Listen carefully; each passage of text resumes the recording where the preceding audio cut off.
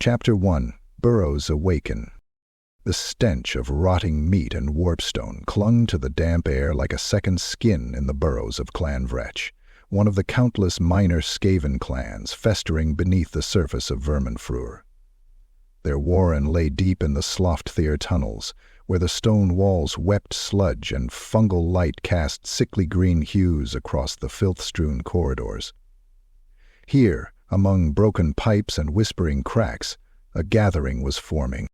Dozens of Skaven, mangy and malformed, hissed and scrabbled for space in a cavernous chamber, their eyes wide with anticipation and fear. A circular pit lay at the center, carved from old stone and lined with crude warp runes painted in dried blood and crushed bone. Above the pit, a jagged column of warpstone pulsed erratically, tethered by rusted chains to a wooden scaffolding that groaned with strain. On the far edge of the circle stood Skravvix, a wiry, hunched figure, cloaked in ragged robes that hung like molted skin. His fur was patchy, tail tipped with metal, and eyes gleaming with a manic intensity. One socket was bare, an empty void that shimmered faintly with green light. The other, bloodshot and bulging, scanned the crowd with fevered hunger. He held a staff, if it could be called that, fashioned from a femur topped with a mummified rat's skull and encrusted with warpstone fragments. Sparks of energy danced from it to the air, making the fur on the watchers' backs stand on end. "Heath? This night, the horrid rat speaks, screeches," Skravvix declared, saliva spraying as he shrieked. Through me, you see, truth now, no more lies," whispers from fat, bloated seers above. A chorus of nervous chatter erupted from the crowd, some chittering in belief, others scoffing. Clan Wretch was not known for visions or strength. They were survivors, scavengers, cowards. But the rituals Skravvix had begun performing were different. They had power. Skravvix stepped into the pit and slashed his palm with a jagged shard. Blood sizzled as it struck the rune-stained floor. Warpstone dust was hurled into the flames at the center, igniting in a violent burst of green fire. A thick, foul-smelling smoke surged upward like a living thing and enveloped him. He screamed, not in fear but in elation. His body spasmed as arcs of green lightning coursed through him. His fur caught fire in places. The bones beneath his skin glowed as if liquefied. The audience drew back, some shielding their eyes, others frozen in rapture. Then his voice changed. A chorus erupted from his throat, impossibly layered, like 1,000 vermin hissing and shrieking in unison. The words he spat were not Skaven speech. They were something older, something holy. The warpstone shard above shuddered violently, chains snapping one by one as it pulsed in resonance with Skravvix's body. "Servances, betrayers, usurpers," the voice howled, distorting the air around it. "The horned one comes, new eyes, new claws, new teeth, blood, blood, blood." Blood. Blood, blood. The last chain broke. The shard crashed into the pit.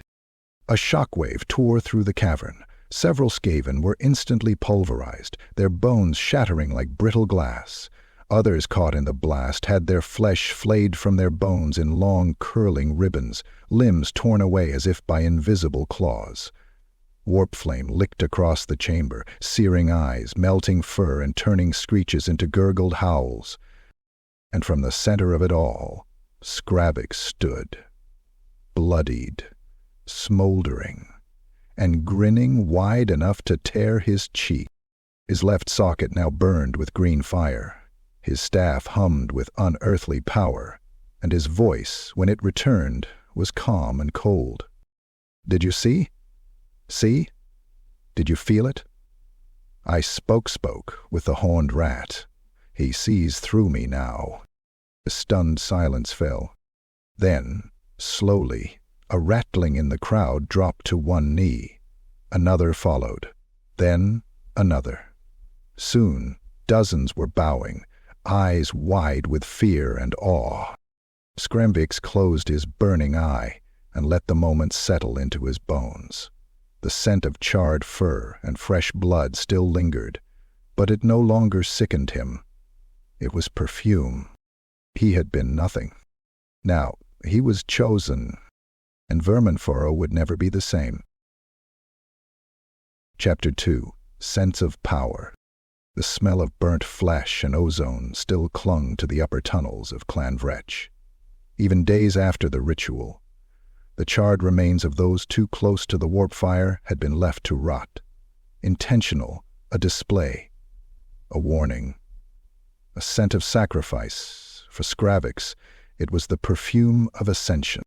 He moved like a shadow between warrens now, always flanked by his newest devotees, scrap-armored skirmishers and twitchy-eyed acolytes who had seen him walk through warp fire and live.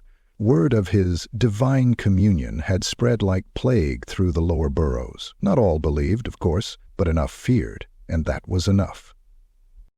The first to join him were the broken Scuttler clan survivors missing limbs and sanity, warlock apprentices cast out for forbidden experiments, rattling chematics twitching with withdrawal.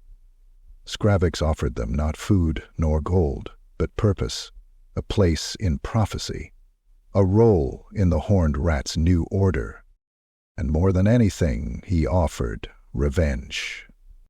In a mold-choked sewer junction, Skravvix stood before a gang of outcast warlocks.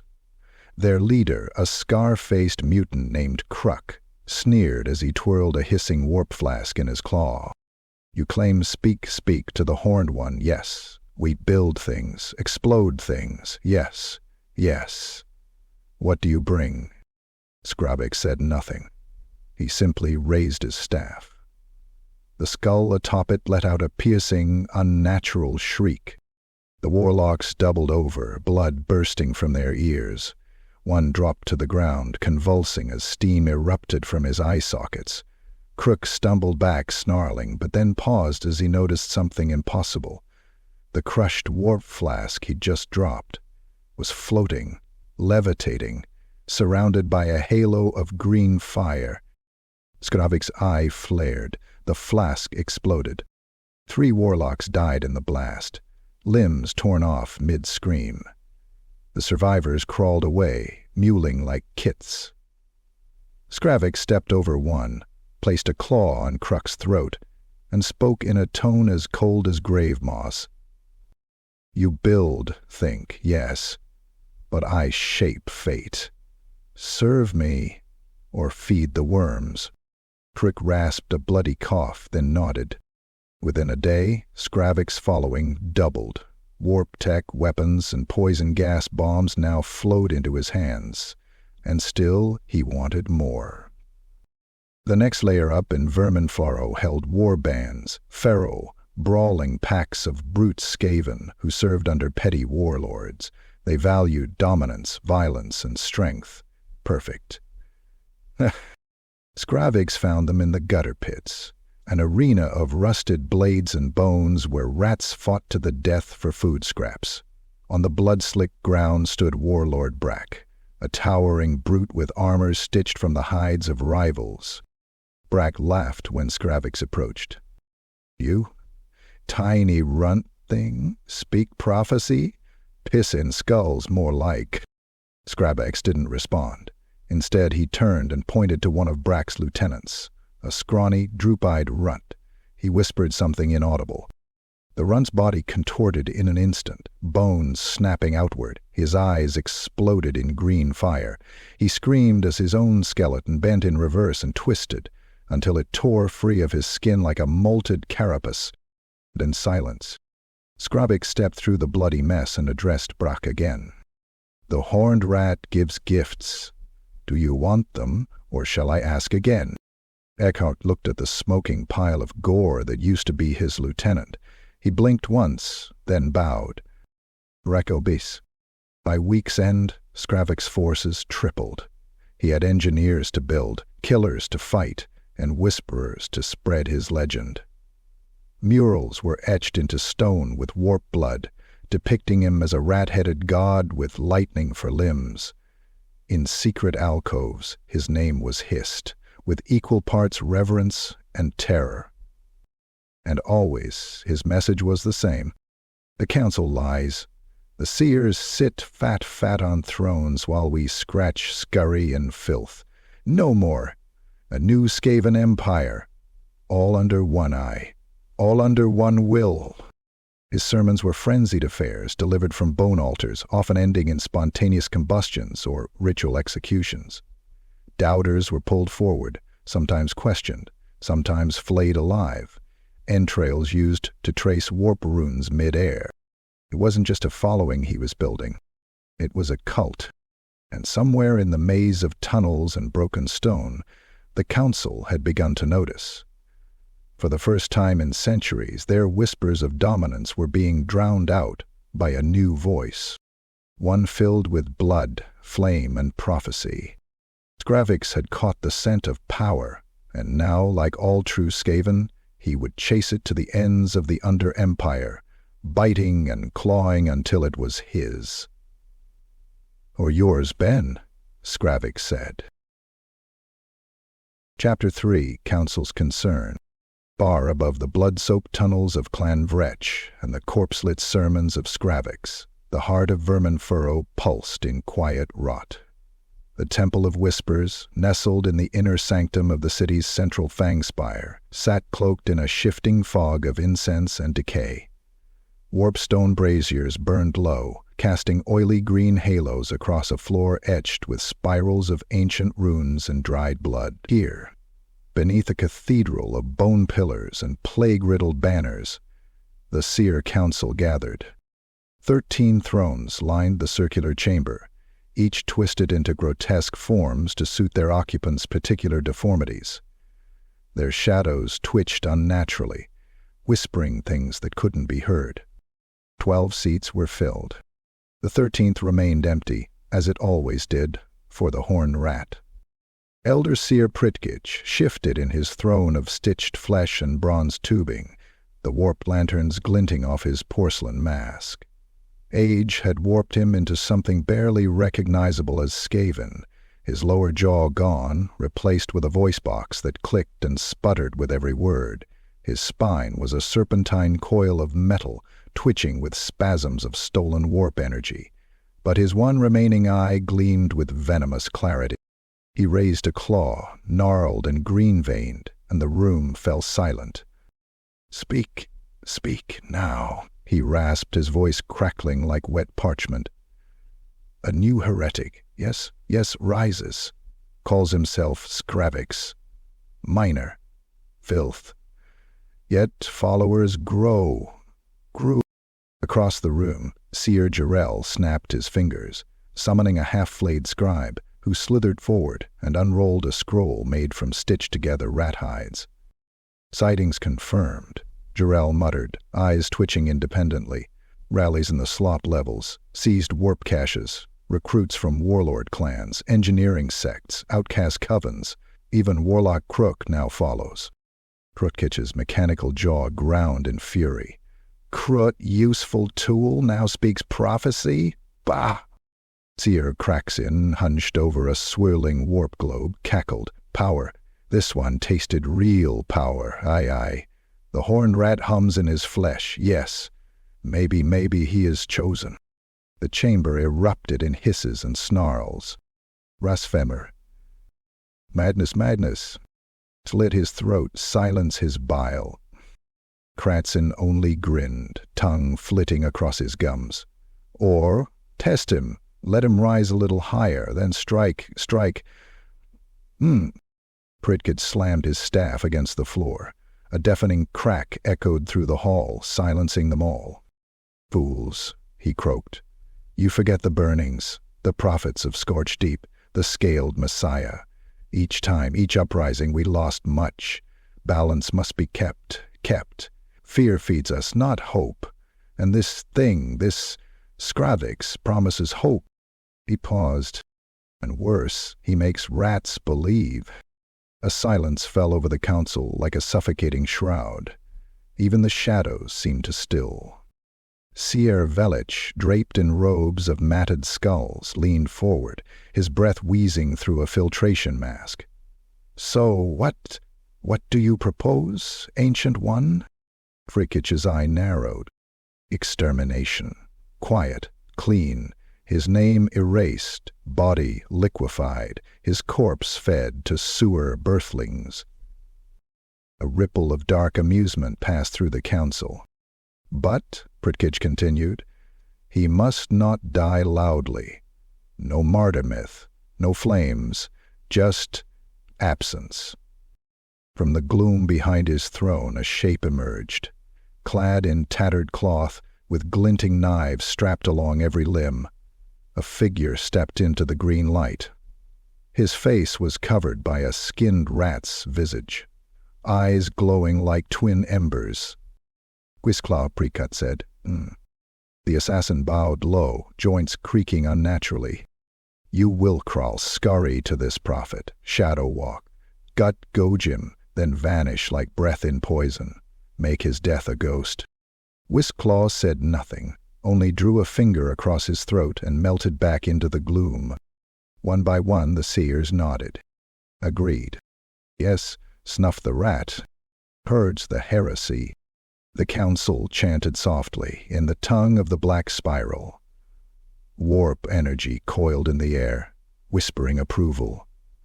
The 13th throne flickered, just for a second, and a hissing voice, not of this world, rasped across their minds. "Yes, yes, cleanse the scurry stain." Pritkich bowed to the empty seat. His mechanical limbs spasmed in reverence. The decision was made. Skravvix's days were numbered, or so they thought. Chapter 4. Shadows Stir. The tunnels writhed with silence. Deep in the bone-veined passageways of Verminfurrow, where even plague spores dared not drift and only the filth crawlers reigned, something unnatural slithered through the dark. A ripple. A whisper. A shape that left no scent, no echo, no trace. His name was Whiskclaw, and he had killed more Skaven than plague and starvation combined. The Seer Council called him the Final Itch, the last thing a heretic felt before death. He didn't strike for glory or power or even for the horned rat. He killed because he was told to, because it was necessary, because the Council's order depended on obedience, and obedience required fear. Now, Skravvix was to be unmade. Whiskclaw's limbs wrapped around the tunnel walls like smoke. His black fur armor drank the light, his eyes hidden behind rune-laced lenses that filtered warp light and spotted heat. Warp daggers coated in distilled blackrot hung in a bandolier across his chest, each one enough to melt the organs of a storm vermin in seconds. He moved in absolute silence toward the site of Skravvix's latest sermon, an abandoned birthing warren repurposed as a temple, where bones formed altars and the walls whispered prayers in flayed tongue strips. Rats were gathering, outcasts, madfolk, zealots. They wept and chanted.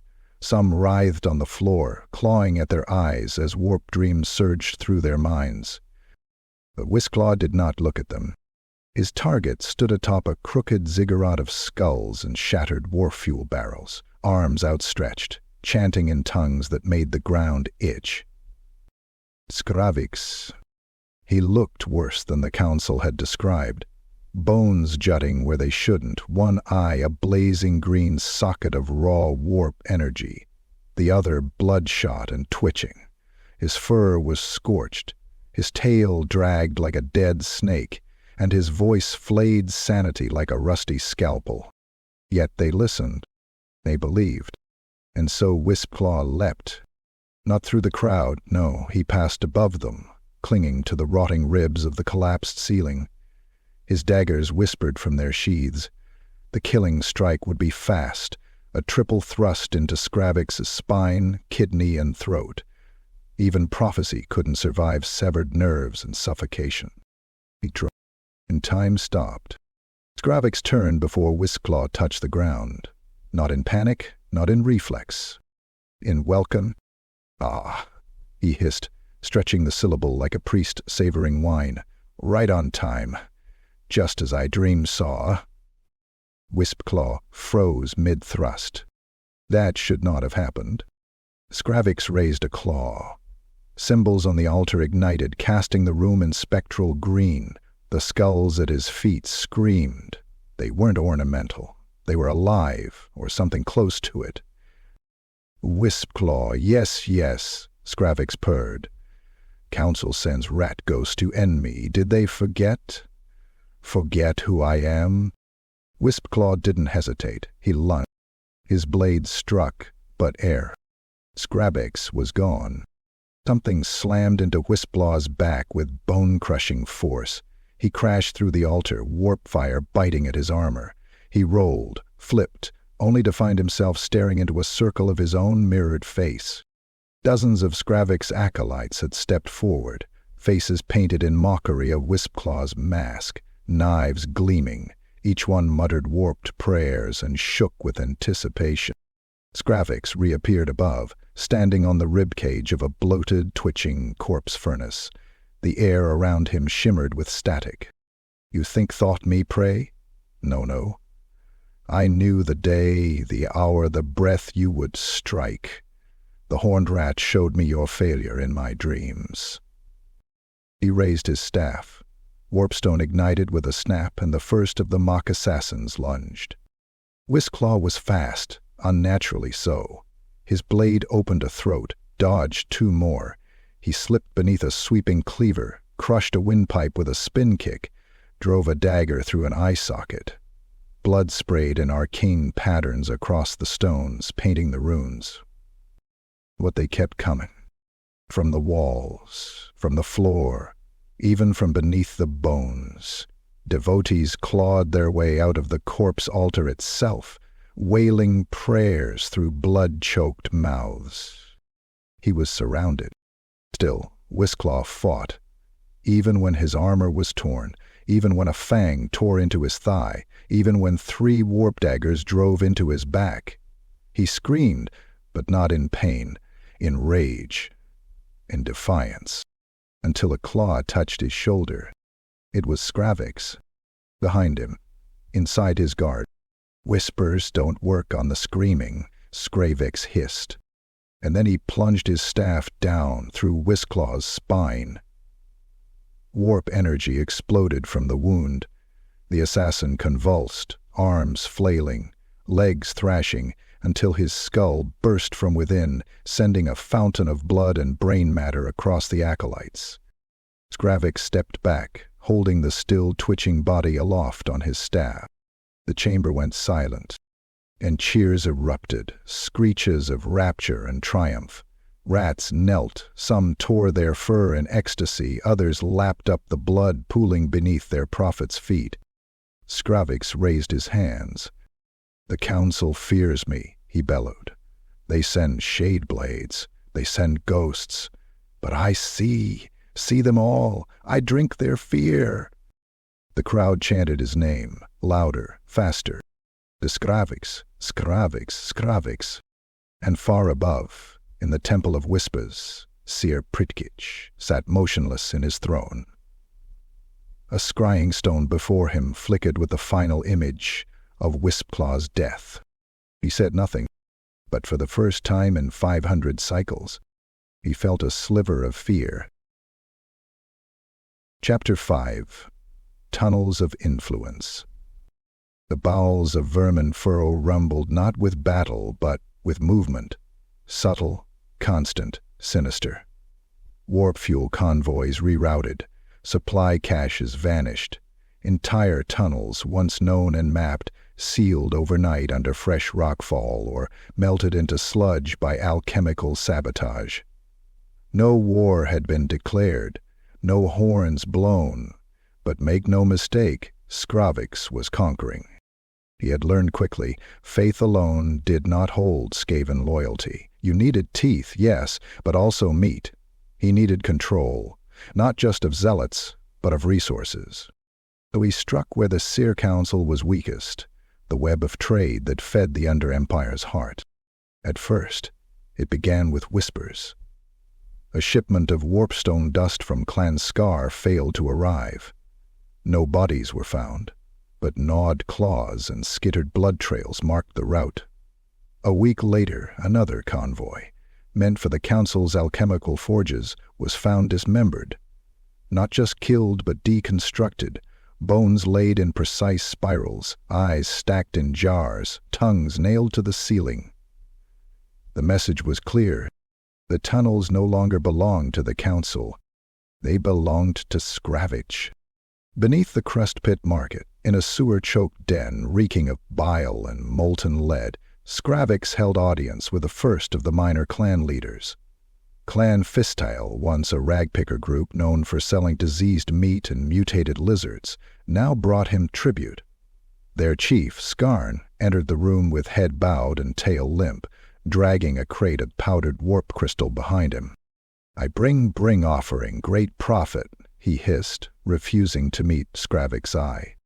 Skravvix gestured lazily with his staff, now adorned with the desiccated skull of Visclaw.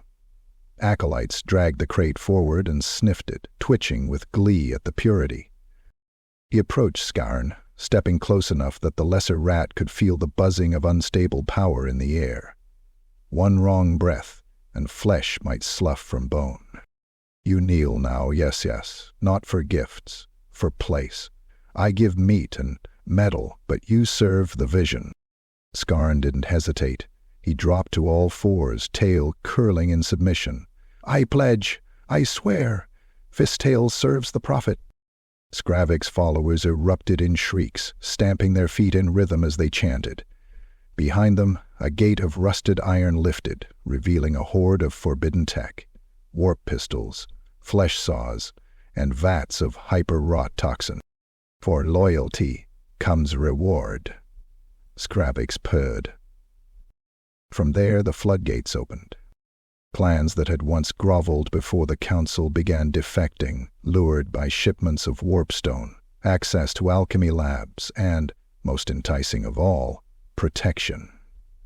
Skravvix deployed his warbands along major tunnel junctions, claiming choke points and turning old routes into death traps for any not bearing his sigil.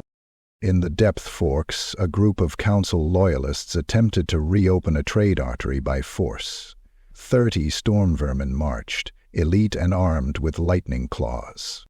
They were never seen again. Only a week later, scouts found their gear nailed to the walls of a tunnel, empty armor stuffed with screaming rats that had been sewn into the metal alive.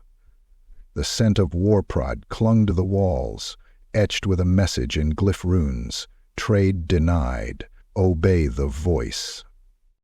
The Council's grip began to slip. Pritkich, seething behind his mask, watched reports pile up. Complaints from alchemists, deficit charts from forges, reports of missing tributes from minor clans. Every failed delivery a noose tightening around their neck. But it wasn't just fear Skravvix traded in. He understood greed. He set up secret black markets, hidden below abandoned breeding pits and forgotten plague vaults. Here, Skaven warlords came to barter for war tech and forbidden tomes. Payment was not gold, nor slaves, nor meat. The price was simpler. Loyalty. Every deal came with a whisper, a clause, a sigil etched in blood. Swear to the prophet. Serve the future. Even warlocks, normally too arrogant to kneel, began to see reason. One by one they came to his court of smoke and teeth, tempted by access to the new sight, grimoires pulled from the dreams of dying seers, bound in plague skin, pulsing with the horn rat's breath. Skravvix sat atop this growing network like a spider in a tunnel web, each thread humming with wealth, death, and power. He moved not like a warlord, but a god-beast, spreading influence through bribes, threats, and divine illusion. In one particularly savage move, he redirected a river of liquefied warp plasma from the Council's manufactories into his own burrow refineries. The result? 5 Council forges collapsed. A dozen engineers boiled alive. A flood of molten, screaming Skaven surged through a neighboring tunnel like a river of cursed flesh. Council response was immediate. A raid was launched. Dozens of crack troops stormed Skravvix's warp refinery. But what they found was not a laboratory. It was a trap. The walls were rigged with alchemical bombs that ruptured on contact with heat. Within seconds, the entire strike force was reduced to a screaming chorus of burning meat. Those who tried to flee triggered pressure plates, unleashing clouds of flesh hunger gas that melted skin from bone while keeping the nerves alive long enough for the dying to sing their agony.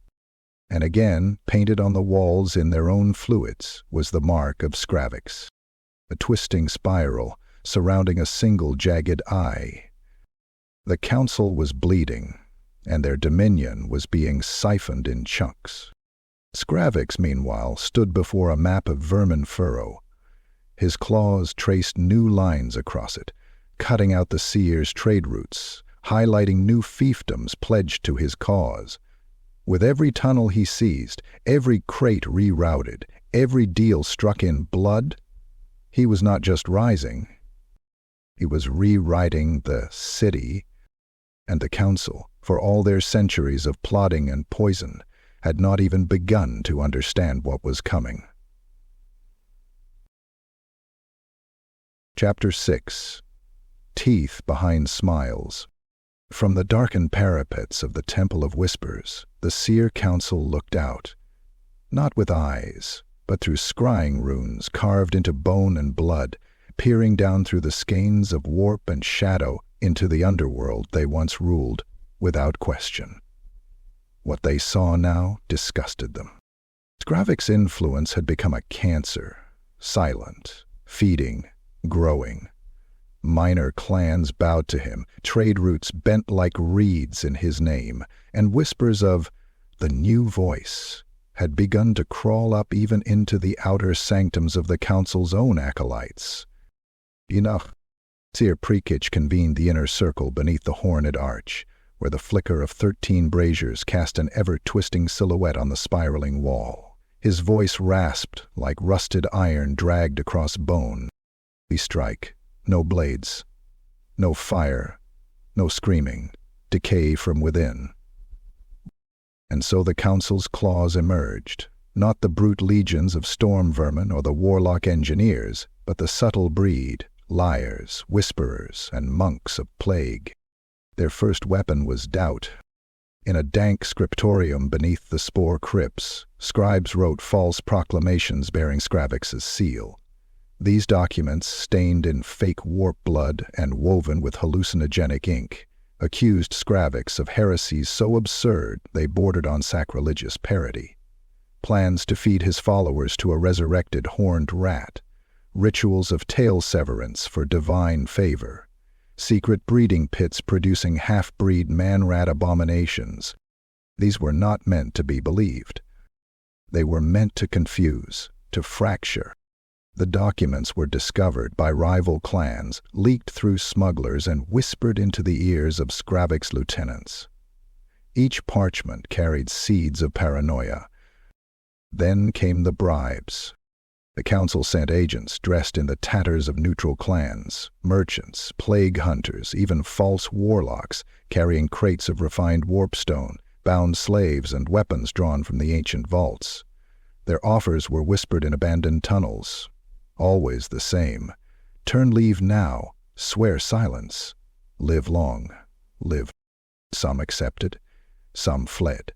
Others took the gold and died choking on it days later, when their eyes burst in their sockets and their intestines slithered free of their mouths.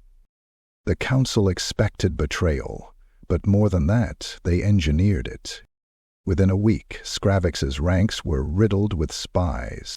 One of his oldest allies, Warlord Brack, began to question the sermons. He stopped sending tribute. He avoided the weekly blood fasts. His claws twitched more than usual. He lasted 3 days. Skravvix had him seized in the middle of a rally, bound in warp chains and suspended above a boiling pit of plague oil. Before the eyes of hundreds he was flayed, slowly, with tools heated in the breath of a dying rat-ogre. Each strip of skin was nailed to the altar. Each scream was repeated by the crowd as sacred chant. When Brack's bones finally slipped from the shackles, dissolved and hissing, Skravvix turned to his followers and hissed, This is what council gives, gifts wrapped in poison." But even as his followers roared, doubt festered. Fear began to rot the unity he had forged. And then the plague monks came. They were the council's most zealous servants, tattered robes of rotting cloth, staffs lined with plague bells, and bodies so riddled with infection they wept pus with every movement. They were not soldiers, they were contagion incarnate. Their mission was simple: root out Skravvix's cells and purge them in divine filth. They struck first in the slime tunnels beneath the Reekfang barracks. A cult of 50 acolytes met in secret to prepare for a warp feast. They never finished. The monks poured into the chamber, ringing bells that screamed with unnatural frequency. The sound cracked skulls. Warp mist spewed from sensors, burning eyes and fusing mouths shut with mucus. One monk split his own chest open, releasing a swarm of soul ice that devoured thoughts and reason. Skravvix's cultists fought. They screamed prayers. They lit warp flames and summoned storm wisps, but their spells fizzled in the sacred fog. Their blades turned to rot in their hands. The battle ended in 20 minutes. Every corpse was left in place. Every tunnel leading to the chamber was sealed shut. The next purge happened in the Pit of Gnawing Teeth, a settlement recently pledged to Skravvix's cause. This time, the monks brought no fog, no bells, only blessings, vials of miracle water, and cleansing scrolls. They offered healing, salvation, truth. The water was a nerve killer. The scrolls, wrapped in flay spores that ignited on breath. One by one, the believers choked, convulsed, and died grinning, claws raking at their own throats. When Skravvix's scouts arrived 3 days later, they found a field of corpses arranged in the shape of the council's sacred spiral. Not a single follower had been left whole. Skravvix raged. He burned 3 spies alive. He sacrificed a dozen turncoats on a pyre made of Brack's bones. And then he went silent. His sermons stopped. His rallies ceased. His couriers vanished. The Undercity grew tense. Was the prophet defeated? Killed? Had the council finally broken his teeth? In the Temple of Whispers, the seers celebrated in hushed tones. Pritkitch murmured to his inner circle, See, the beast bleeds. Truth always wins." But they were wrong. Skravvix wasn't defeated. He was baiting them, and the trap was already closing. Chapter 7. A Plague Upon You. The stench of rot hung heavier than usual in the air, thick enough to chew. It oozed from the stone, saturated the filth, seeped into the lungs. Skravvix's sanctum, an immense, malformed hollow beneath the gut-blight depths, was quiet for once. No warlock chanting, no rally, no screams. Just the rhythmic drip of condensation and the faint, whispered prayers from the faithful huddled in the bone alcoves. They waited in silence, because they knew it was coming. Skravvix stood alone in the sanctum's core, a throne chamber built from corpses, cages, and collapsed statues of false gods. Runes pulsed along the walls, each carved with the blood of defectors. His staff rested beside him, crackling with warp fire, but for now his claws were still. He sat cross-legged on a slab of petrified flesh, head bowed, muttering to something only he could hear.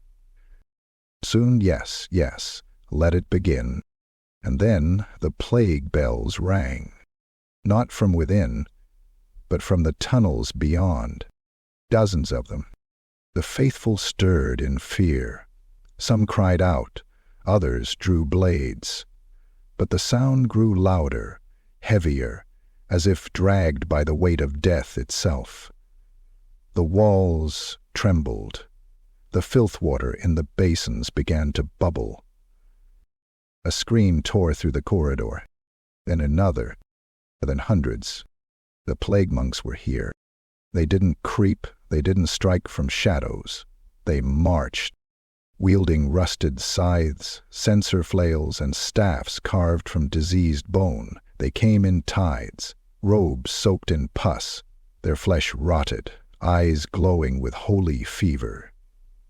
Chants of praise to the horned rats spilled from their foaming mouths, echoed by the wailing of rats too diseased to stand. They poured into the sanctum like a living infection. The front ranks of Skravvix acolytes stood firm, for a moment. Then the plague hit. One monk lobbed a globule of bile fire that burst on impact, coating a dozen cultists in a sticky, flesh-melting fluid. Screams erupted as their skins slid from their bones like wet parchment, exposing organs that twitched and pulsed before liquefying. Another monk cracked a censer open and released a cloud of plague fog that turned lungs into sponges. Acolytes clutched their throats and vomited ropes of blood and intestine before collapsing. The air boiled with blight. Skravvix rose slowly, calmly. He watched as two of his guards burst into flame, the plague eating their insides so fast their bones shattered as they fell. Praise him. Watch this. Yes, he whispered, stepping down the flesh stairs of his throne. Then he screamed. Not in fear, in command. Defend, for the eye, for the truth. His voice hit like a wave of warp fire. It snapped some from paralysis, roused others into frenzy. Those who could still stand charged into the plague monks with jagged blades, hurling warpstones that exploded in green-white blasts. A monk's face was turned inside out. Another was reduced to a flailing spine with eyes that still blinked. But for each plague monk slain, 3 more surged forward, howling in holy fury. They didn't care for victory. They cared for infection, for corruption. And yet Skravvix didn't fall. He moved like a storm through the slaughter. With each swing of his staff, warp energy surged, melting monks where they stood, tearing open the floor to swallow them in acid pits, disintegrating flails mid-air. One monk, a hulking abomination crowned with a nest of sores and rats, charged him, only to explode in a cloud of boiling pus before reaching him. Still they came. Still he stood. At one point Skravvix was knocked to his knees. A plague spear skewered his side, pouring toxins into his veins. He collapsed onto the corpse-littered floor, twitching, spasming. A monk approached, chanting a litany of pestilence, raising a blade etched with sigils of rot. And Skravvix laughed. Green flame erupted from his mouth. It roared outward, devouring the monk in seconds.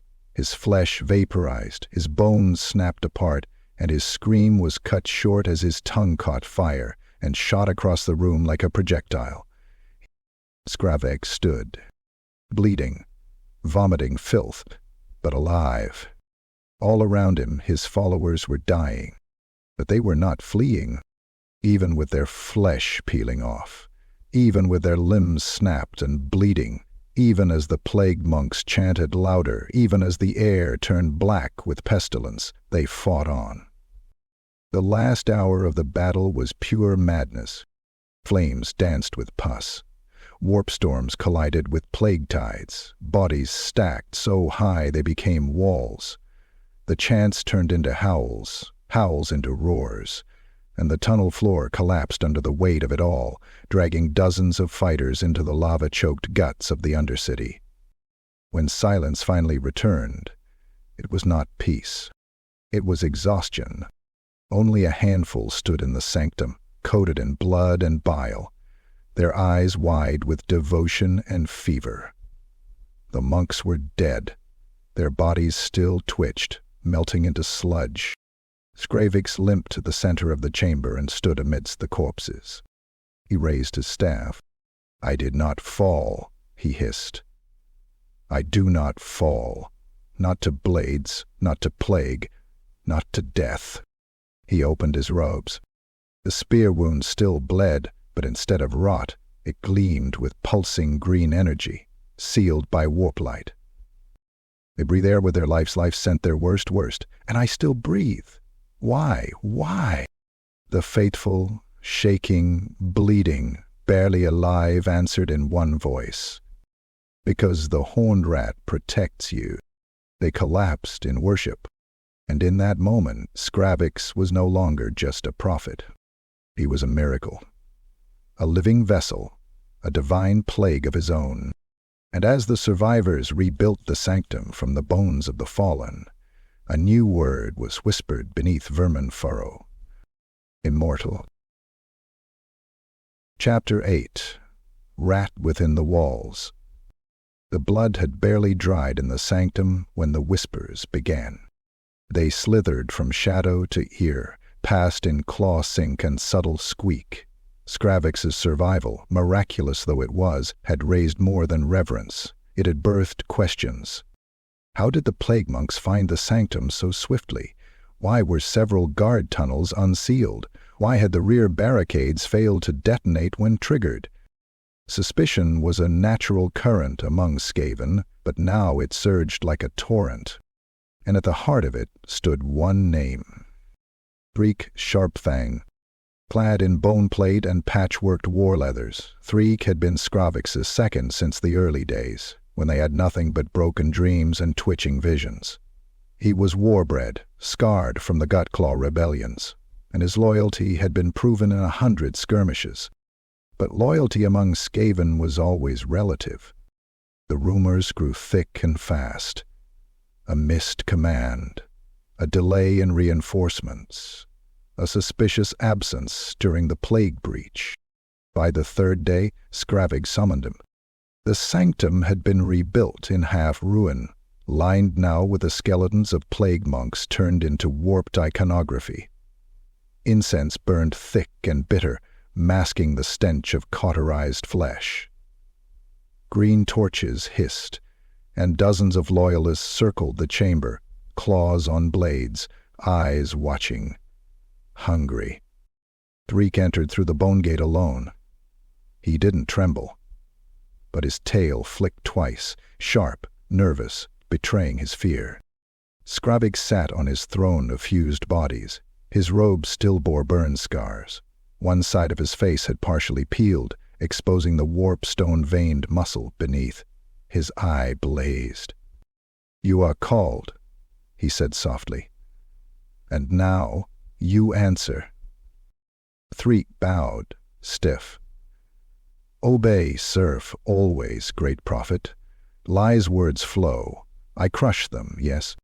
"No," Skravvix whispered. "You prove them false." A claw raised. The circle parted. 4 massive vermin hulks emerged from the side tunnels, dragging a contraption of rusted chains, warp fire-etched wheels, and a table lined with embedded bone nails. "The trial begins." Threek did not move. "What is demanded?" he asked slowly, voice low. Skravvix rose. "You are accused of failure, betrayal. You shall walk the path of knives, drink the boil draught, and survive the furnace of sight. If you succeed, succeed. Your name is cleared. If not, your meat feeds the faithful." The room hissed in delight. Threek's eyes twitched. "I will not betray. I will endure." He was stripped, armor torn from him, bones cracked. He did not scream. The path of knives came first, a corridor lined with hundreds of broken blades, each one warped, rusted, poisoned. He had to crawl, naked, bleeding, while chanting prayers to Skravvix with every inch forward. Miss a word, and the watchers would strike with lashes dipped in flay spore. The first few feet flayed his chest. The second tore his belly. By the halfway point, chunks of flesh hung from his ribs like meat curtains. But Threek did not stop. He bled, he screamed, but he chanted. Next came the boiled draught, a thick, bubbling concoction of warp bile, fermented plague sweat, powdered rat bone, and Threek's own blood. It hissed in its bowl. Already it had dissolved one of the copper cups. He drank it all. His body seized. Boils erupted along his neck and face. His tail snapped in 3 places. Vomit poured in gouts from his mouth, first yellow, then red, then black. His limbs locked, his eyes rolled. Still, he breathed. Finally, the furnace of sight. He was chained to an altar beneath a lens of focused warplight, taken from the top of an ancient council tower. The lens concentrated all the energy of a burning warpstone shard into his face, forcing him to gaze into it for 3 breaths. 1 breath, his pupils exploded. 2 breaths, the flesh on his cheeks cracked, curling back. 3 breaths, blood hissed from every pore. He screamed then, not in fear, but in ecstasy. He saw something terrible. When he was finally released, his claws still smoked, his face a charred ruin, he collapsed at Skravvix's feet. "I saw, you prophet," he whispered.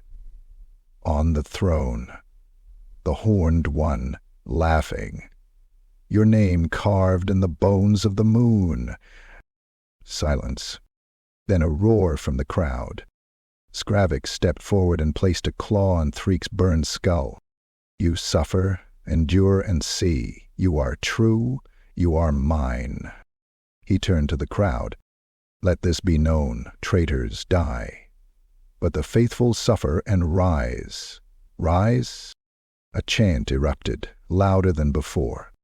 Threek Shopfang was carried out, half dead, bones exposed, but reborn. And the message to the ranks was burned into every heart. Loyalty is not spoken. It is bled. Chapter 9.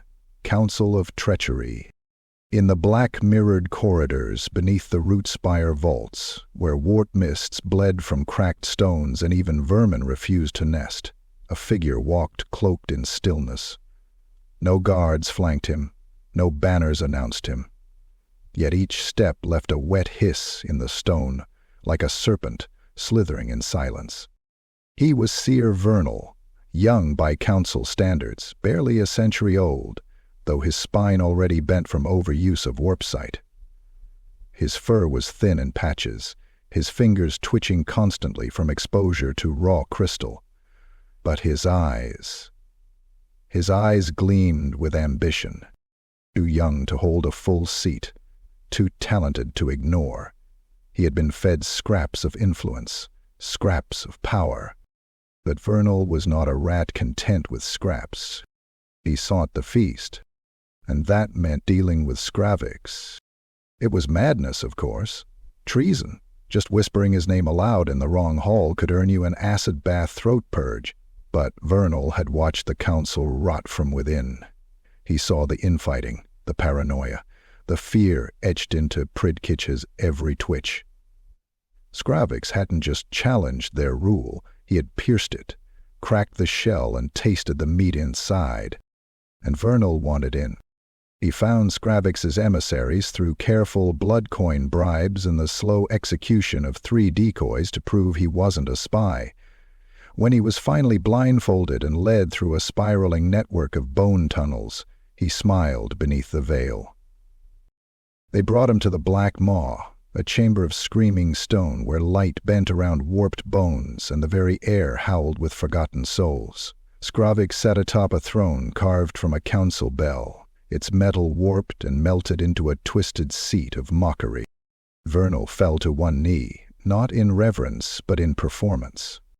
"Great prophet," he hissed. Hear my words. I come not with threats, but with knowledge. The council weakens. They bleed. And I offer their secrets for alliance."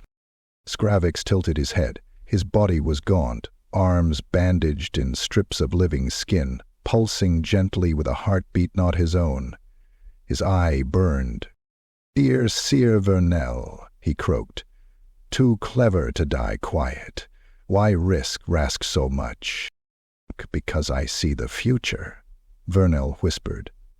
and it wears your claws." Skravvix laughed, high and sharp. The sound bounced across the walls like 1,000 bone flutes shrieking at once. "Speak, then," he hissed, leaning forward. "And your tongue may remain in your skull."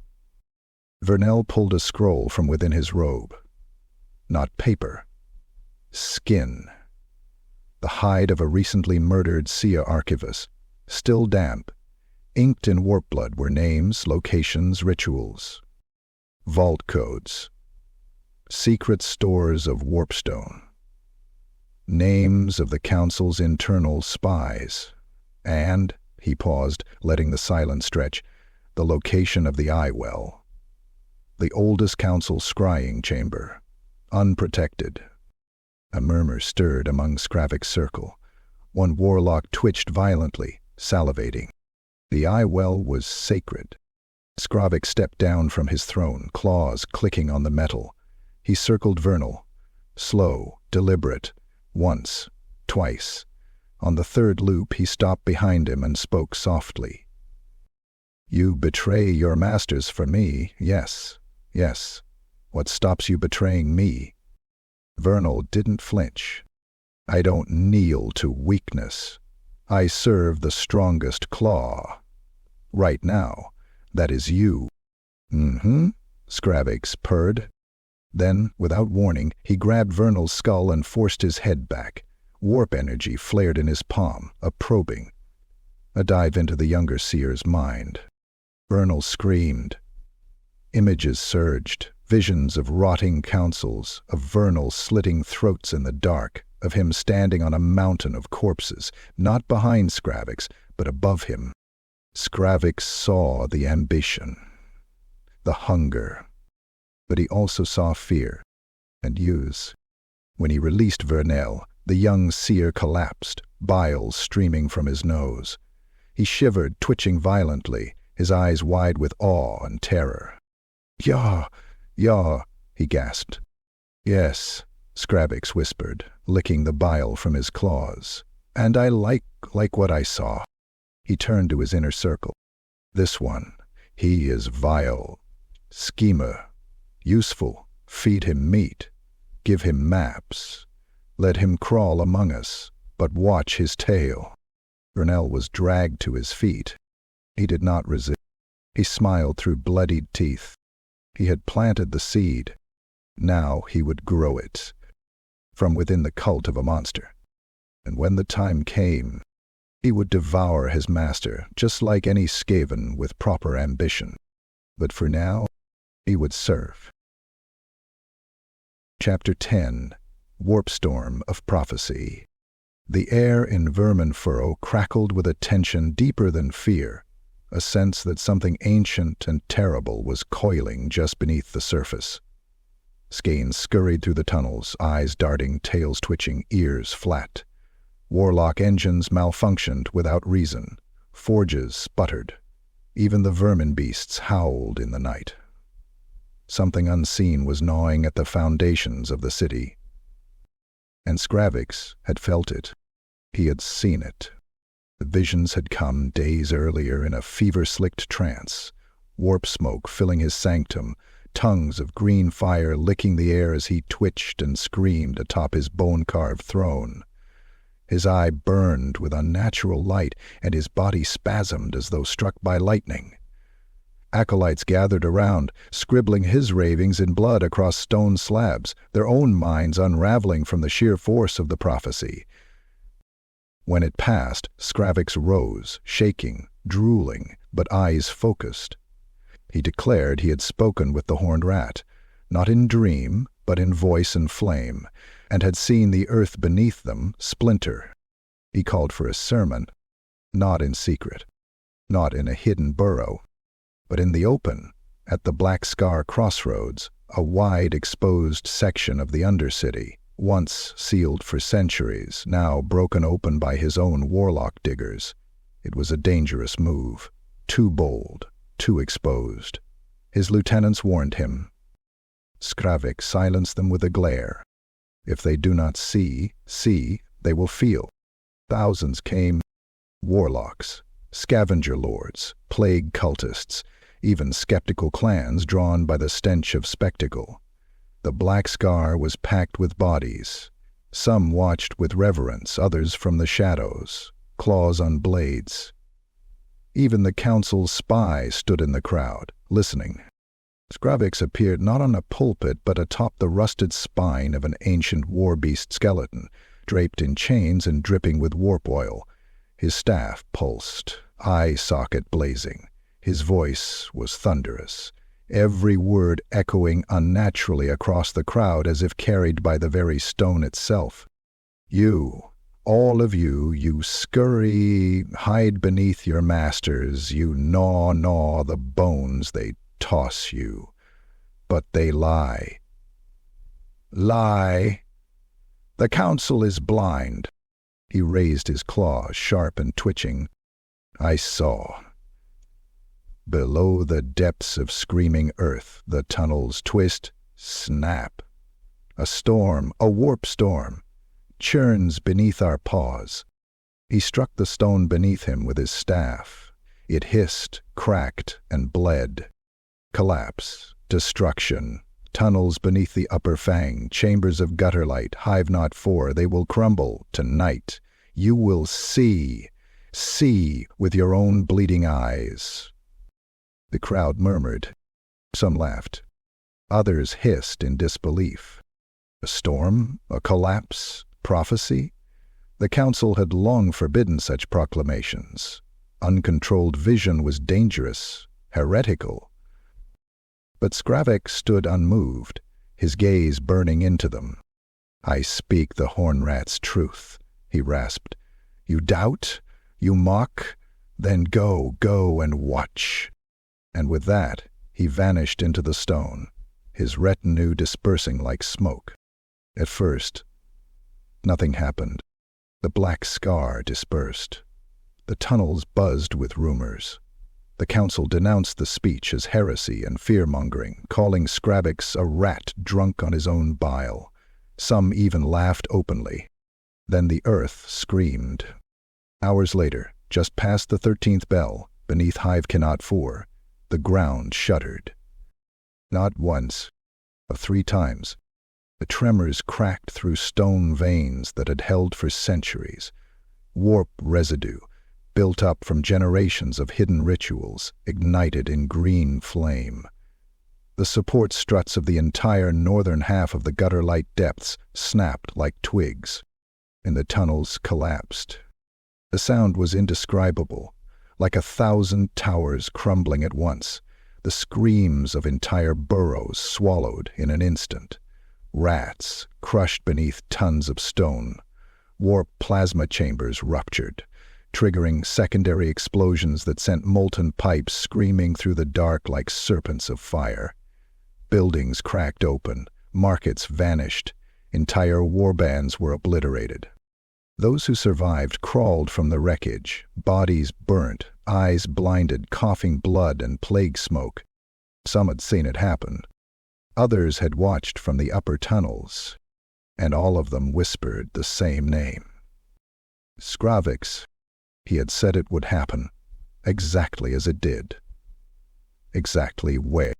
He hadn't just seen it, he had predicted it. In the aftermath, Verminfurrow shifted. Doubters in minor clans sent scouts to his sanctum. Warlocks began covering his name in protective sigils. Some plague monks defected. Even within the Temple of Whispers, silence reigned for a full hour after the news arrived. Pritkich stood over a map blackened with warp scorch, the gutter-light depths now a dead zone of ash and rubble. His claws trembled, not with age but with rage.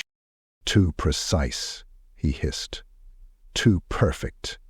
This was not chance, this was power. Council members argued. Trap. Sabotage. Lie. But none could deny the truth. Skravvix had prophesied the event openly. And now, hundreds believed him. Thousands followed him. The city itself seemed to listen to his voice now. Stone trembled when he spoke. torch flames bent toward him. His staff pulsed in time with the howls of the dead. In the tunnels, his followers painted murals in fresh blood, a burning eye devouring a tower, a spiral of warp energy tearing through the bones of a seer. And on every wall, etched in scab and soot, the horned rat has spoken. Skravvix is the voice. And the council, for the first time in living memory, had no words. Chapter 11. Baited Trap. It was a message, soaked in blood and bound in living parchment, carried by a one-eyed ratling, whose tongue had been cut out and replaced with a coiled strip of warp screen. The scent of it alone made acolytes collapse in fits of spasms, and the glyphs shimmered with veiled venom. The council had extended an invitation. A summit, a ceasefire, a parley. They dared to request Skravvix's presence at the Pillar of Unseen Teeth, a ruined cathedral buried deep in the city's marrow, once a neutral ground for ancient warlords and the site of massacres too old to remember. It was sacred, desecrated, and crawling with death. The location alone screamed trap, but Skravvix did not hesitate. He accepted. 3 words scratched into the dirt with a warp-burnt claw. "I will come." His followers raged. His warlocks protested. Even Threek, bones still half-melted from the loyalty trial, urged caution. But Skravvix silenced them with a single hiss. "They expect cowardice. I will give them revelation." Preparations began immediately. He would not march in with an army. No show of power, no flare of dominance. He would arrive with only 6 guards, rag-wrapped zealots armed with warp-touched relics, and silence. Each one had torn out their own eyes in devotion. Each one was prepared to die before they were born. They left before the darklight bells rang. The tunnels were dead quiet, too quiet. Not even the scrape of claws echoed off the stone. The pillar loomed like a broken fang from the floor of a yawning chasm, split by time and madness. Its ceiling had long since caved in, revealing a shaft of flickering warp light above. The interior was painted with blood and rot, columns shaped like screaming faces, the floor mosaicked in bones. And there, waiting in the center, were the council's emissaries, 4 of them. Robed, hooded, faces veiled in mesh and warp masks, seated on thrones made from stitched-together seer cadavers. At their feet, chained storm vermin stood at attention, eyes blank, bodies twitching slightly from chemical conditioning. Skravvix entered through the shadow gate. His silhouette alone made the storm vermin step back. He walked slowly, staff tapping the bone floor with every step. His guards flanked him, robes dragging behind like funeral veils. The council's voices rasped from behind their masks. "Peace, we speak peace, prophet. Enough blood, enough tunnels collapsing. We wish. Unity." Skravvix tilted his head. His eye pulsed green. "Unity is not peace. Unity is dominion." He came to a stop 10 paces from the emissaries. Speak your lies, then show your blades." For a moment, nothing. Then the shadows stirred. From the walls, from the floor, from beneath the stone they came. Dozens of assassins, cloaked in silence, daggers coated in essence drain, fangs dripping with tailored toxin. Not Skaven. Not even plague monks. Verminfurrow, the most ancient of the council's hand-forged killers, bred from failure and rot, surgically altered to move between light and thought. They launched. One blink, and Skravvix's guards were gone, already lunging, chanting in tongues. One caught a blade to the neck, smiling as he sprayed warp blood into the assassin's eyes. Another screamed a blasphemous word that made every wall shiver before being torn apart by serrated claws. Skravvix stood still, motionless. Watching. The last of his guards fell, their bodies erupting in green fire and dissolving into clouds of screaming ash. The vermin shades surged toward him from all sides, dozens. Then Skravvix raised his staff. A whisper passed his lips, and the world cracked. The floor beneath the council's thrones exploded. Not from beneath, from within. Their seats, their guards, even their robes had been laced, days ago, with micro-engraved glyphs, carried in by stolen vermin, woven into the bone marrow of the thrones themselves. These glyphs were dormant, hidden, but now they awoke. A glyph storm erupted from under the emissaries, sheets of razored sigils that slashed like paper through flesh, bone, and soul. The thrones shattered. 2 council rats disintegrated before they could scream. A third was pinned to a wall as the stone liquefied and absorbed him, dragging him screaming into the pillar like food into a throat. The fourth tried to run. Skravvix turned, and his eye burst in green flame. The light hit the fleeing Seer like a blade. His limbs imploded, and he crumpled like a puppet cut from its strings, blood leaking upward into the air in defiance of gravity. The vermin shakes faltered. Skravvix raised both claws. The shadows ruptured. From the ceiling, from hidden runes, from the corpses of his own guards, he had planted them there, masked in death. More glyphs bloomed. Reality cracked as time itself hiccuped. Vermin shades howled as their weapons turned to insects, crawling down their arms.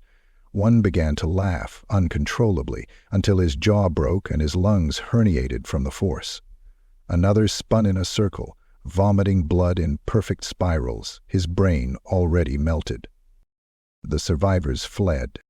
One tried to leap from a ledge. Skravvix flicked a claw. A shard of warp glass struck his back and grew, sprouting vines of crystal that crawled up his spine and burst out his mouth in a jagged blossom. Silence returned. Only bones remained. Skravvix stood amidst the carnage, robes untouched. He turned toward the pillar's great wall, once etched with old council symbols, and slammed his staff into the floor. The glyphs shattered. A new symbol appeared. A spiral crowned by a single burning eye. He spoke only once. Let them see. Then he vanished, leaving only ashes behind. And above, in the Temple of Whispers, Pritkich clutched the scrying orb that had recorded it all, and crushed it in trembling claws. His eye twitched violently. For the first time the council's trap had sprung, and they had fallen in. Chapter 12. Collapse of the Lower Burrows. The black smoke had not yet cleared from the pillar of unseen teeth when the next tremor shook the bones of Verminfurrow. Exercise Tribes Number 1, Tribes Number 2, Great. Far beneath the city's upper warrens, where the walls were lined with centuries of ossified rats and the tunnels pulsed with a heartbeat not their own, the lower burrows began to die. It began with a sound, low, almost imperceptible, a hum beneath the chatter of the gutter beasts, below the hiss of steam pipes and the gnawing of the filth things. Only the most sensitive of the sewer shamans noticed it at first, but when they opened their mouths to speak, blood gushed from their throats, and their skulls cracked like rotted fruit. By then it was too late. The collapse had begun, but not by accident. It had been designed. Long before the False Peace Summit, Skravvix had sent engineers, saboteurs, and warplock etchers to infiltrate the old structural veins of the lower burrows. Every pillar, every joint, every bone of the city's rotten spine. Glyphs were carved into sewage ducts. Charges embedded in warpstone drains. Entire support vaults replaced with alchemical ghosts, structures that held up until a single whispered word would cause them to implode. And now that word had been spoken. In the summit's wake, council forces scrambled. The vermin shades were in chaos, half of them dead or worse, Emissaries had been disintegrated, their warlock guards consumed by their own weapons. In retaliation or desperation, the Council attempted to reassert dominance, flooding their enforcers into the lower burrows, aiming to re-establish control and purge the growing cult of Skravvix. They marched into a death trap. Warp glyphs ignited under their feet, turning cobblestone to molten sludge. Entire tunnel systems detonated inward. Walls of fire roared through passageways, propelled by explosive vapor extracted from corpse fat. Skaven bodies were flung into the air like rag dolls, spinning, burning, shrieking. Storm vermin formations were swallowed whole as the very floor opened beneath them, leading into warp-choked chasms that hadn't seen light in millennia. A council command post hidden beneath the shale-tooth gate was vaporized in seconds, its rune shields overwhelmed by a chain reaction of compressed warp charges.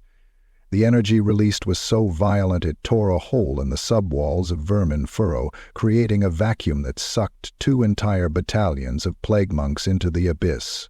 Their screams were still echoing an hour later. But that was only the beginning. In the charnel spiral, once a hive of council loyalists, the upper towers began to sag, not fall, melt. Warp corrosion ate through the stone supports like acid, and as each tower bowed inward, it dragged the streets and burrows with it, crushing everything in their path. The spiral collapsed in one silent breath. 10,000 tons of stone and bone fell inwards, folding the district into itself. It did not crumble. It imploded, folding into a crater lined with twitching flesh and jagged warp crystals. And at its heart, untouched, cloaked in flickering green mist, stood Skravvix. He had arrived moments before the collapse, flanked by newly anointed zealots clad in armor made from plague monk bones. His eye pulsed in time with the detonations. His staff hummed with the screams of the dying. He raised his arms, and his voice carried impossibly over the chaos. The horned rat has cleansed. The false ones, the rotten seers, they are undone. Their bones burn, burn. Their lies drown in ash. Those who survived, crawling from the wreckage, bleeding and half-blind, saw him standing amid ruin and believed. Council soldiers dropped their weapons, some dropped to their knees, others simply fled, tails tucked, minds broken. Even now, far above in the Temple of Whispers, the Council felt it. A tremor not of stone, but of faith. Reports came in fractured, entire districts annihilated. High Seer Varnick drowned in warp oil. Seer Kilamagra turned to glass. A dozen tunnels were gone, erased, as if vermin gods had simply inhaled them. Pritkij watched the scrying flames flicker, each glowing rune denoting another loss, another death, another crack in their throne. Skravvix did not flee the carnage. He walked from it, robes torn, blood staining his claws, yet his eye still burning. When he emerged into the outskirts of Verminfurrow, his followers fell prostrate. They whispered his new name, the voice of ruin. He raised his claw and spoke one final time before the night ended. The tunnels are mine. Their walls speak my name. Their stones drink your blood. The horned rat does not whisper to the Seer Council anymore. But he screams through me. And with that, the lower burrs died. Chapter 13. Broken Claws, Broken Faith. The Temple of Whispers, once the throne of Skaven supremacy, where grey seers spoke with tongues of flame and ruled through fear and prophecy, now reeked of panic. The scent of charred fur and bile clung to the air. Shadows clutched the vaulted ceilings. Statues of past seers, once pristine and worshipped, now bore claw marks and scorch wounds. The 13 thrones that formed the seer circle sat cracked and empty, save for a handful still occupied by the desperate, the wounded, or the mad. Civil war had not been declared, it had erupted. It began with Seer Verminfurrow.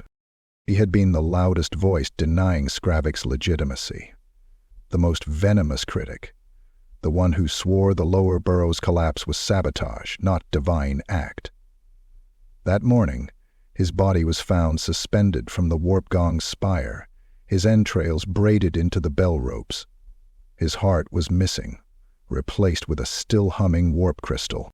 That night, the Seers gathered, those who dared. The council chamber devolved into snarling chaos within seconds. You knew you gave orders to Variel's god? No, lies. He plotted with Skravvix. I smelt it on his robes. Then you are blind, fool thing. You protect traitors. Fangs flashed. Staffs sparked. One seer was incinerated by a miscast warp bolt that detonated in his chest, showering the chamber in a rain of red mist and shards of lung.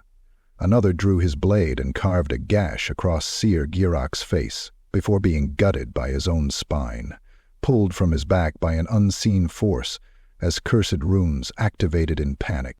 And watching it all, silently, from the shadows behind the thrones, was Seer Pritkich. He said nothing. His jaw moved as if chewing air, his eye twitching constantly. The flames reflected in his gaze made him seem more corpse than rat. He no longer tried to control them. So he became... There was no council now, only factions. The Flame Circle claimed the remaining upper forges and warlock engineers, bolstering themselves with warp bomb contraptions and soulfire grenades. Their leader, Seer Dalvik, demanded a counterstrike, calling for total war on Skravvix and all who followed him. The Pale Claws, led by the warped albino Seer Nyrek, believed Skravvix to be the chosen of the Horned Rat, and openly defected. They abandoned the temple, dragging half the apprentices with them, disappearing into the scorched burrow rifts where they began building a new lair, one etched in spiral sigils.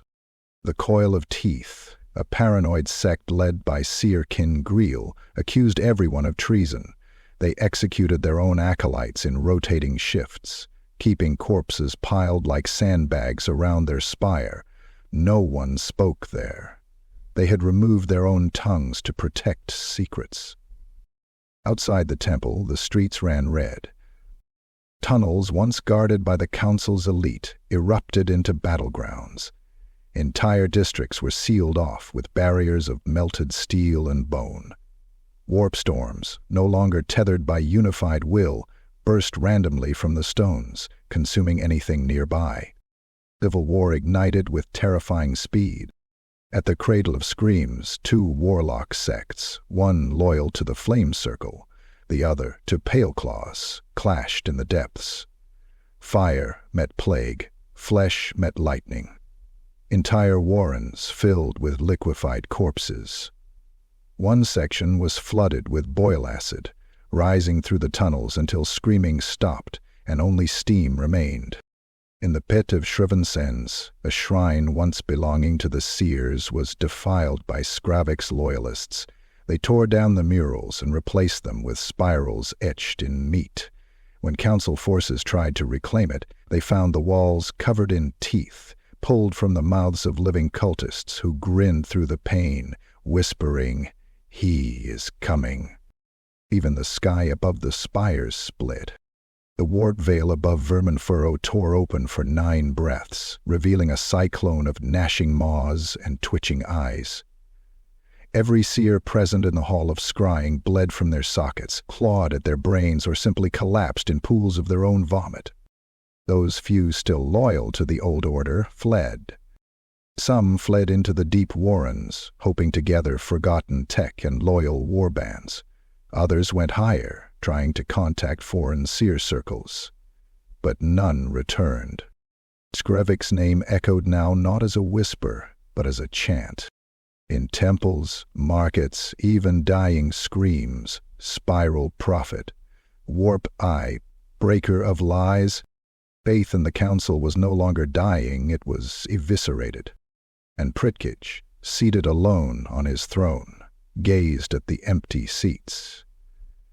He reached out with one claw and picked up Varric's mask from the scorched floor.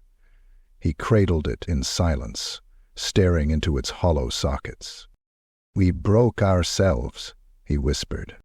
Then his eye twitched again, and this time it bled. Chapter 14. Horn Divination. The skies over Verminfurrow roared, not with thunder, but with screaming. From the highest peaks of the shattered spires to the poisoned burrows of the lower rot, every stone, every bone, every breath carried a single tremor. Skravvix had returned, and this time he did not come in whispers or shadows. He came with a revelation. It began with a ritual unlike any the Under-Empire had witnessed. At the heart of the Corpse Basilica, once the council's seat of authority, now a desecrated ruin, Skravvix summoned thousands of followers. They arrived in droves, plague monks flagellating themselves raw, warlock engineers dragging machines of screaming iron, claw priests chanting madness, warlords licking blades laced with brain rot. The basilica had been transformed. Gone were the council banners. In their place, walls of living flesh, sewn from those who resisted. Murals of the horned rat were redrawn, now with a burning eye in its chest. A spiral of blades where its heart once was. At the center, Scravvix stood atop a dais of twitching skulls and shattered warpstone. It was changed. Gone was the hunched prophet with fevered eyes. Now he towered, his spine extended by grafted vertebrae, his robes alive with crawling sigils. One arm ended in a claw of crystalline warp glass, the other swollen and pulsing, its fur split to reveal twitching veins that hummed with divine energy. His face was partially gone, the skull beneath exposed and scorched with runes. And behind him, suspended by chains forged from sharpened prophecy symbols, hung the broken body of a gray seer, his own mentor, flayed, yet still breathing. His eyes had been removed and replaced with mirrors. Skravvix spoke, and the stone trembled. "I have seen. I have heard. I have touched the horned rat." Gasps. Chants. Ecstatic squeals. He raised his arms. "I did not dream. I did not scry. I entered the gnawing maw, walked upon the bones of gods, and drank from the fountain of plague stars. The horned one spoke, not in whispers, no, in screams of glory." He turned, pointed at the mirrored-eye seer behind him. "This one dared deny me. He said the horned rat does not choose prophets, that the council alone held his will. But now he sees my truth, forever." He struck his staff into the dais. The seer screamed as the mirrors pulsed, forcing visions into his mind. His skin blistered. Warp light poured from his mouth as his body twisted unnaturally, ribs shattering outward like jagged wings. Skravvix lowered his voice to a rasp. "The horned rat anointed me, Archseer, the first since the burrowing of worlds. I do not rule by power. I embody his will." The crowd erupted. Skaven tore into their own fur, weeping. Warlocks dropped to their knees, their warp cores overloading in sympathy. Even plague beasts howled in recognition, gnashing their infected fangs. And then the real transformation began. Skravvix turned to a map etched into the basilica's floor, a massive rune diagram of Verminfurrow itself. He stepped onto it, claws glowing. As he walked, each district lit up. This city no longer bows to fractured faith. The old orders rot. I will remake it as the horned rat commands. He pointed to the upper burrows. The spiral sanctum, home of prophecy, truth, death, birth.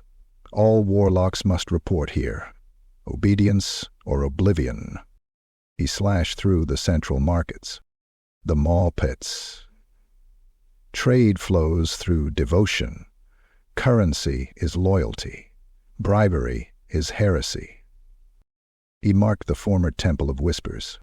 The silence vaults. Those who speak against the spiral lose tongue and tail. Then he drove his staff into the heart of the map. This city is mine, not seized, anointed.